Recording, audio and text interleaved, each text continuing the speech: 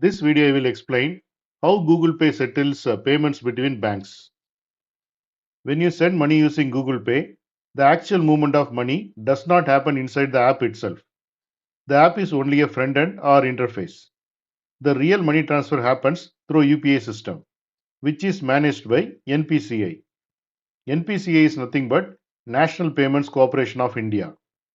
To understand how the payment settles, you can think of it like sending a message from one bank to another bank and both banks agreeing to update their balances. Here you can see the different components which are involved in this whole process. Here you can see the sender who uses Google Pay, and here you can see the UPI system, sender's bank, receiver's bank, and receiver who uses the phone, and here you can see NPCI and RBI. Step 1 is Google Pay sends a payment request.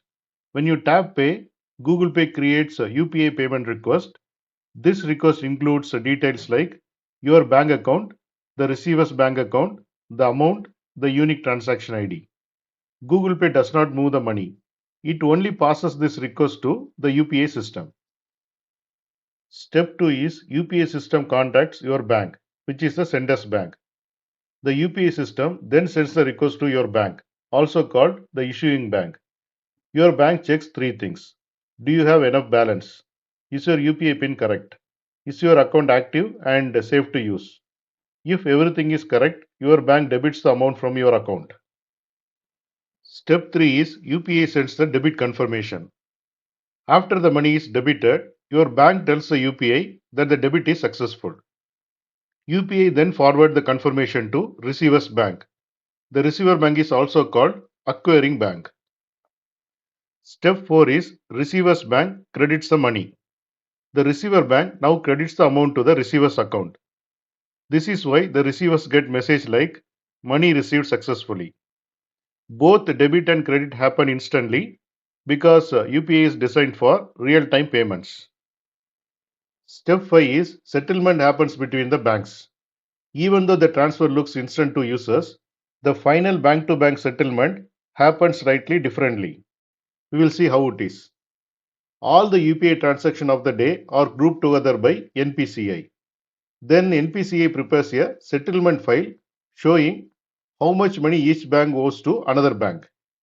The file is sent to the RBI. RBI is nothing but Reserve Bank of India. Then RBI transfers money between the bank's settlement accounts.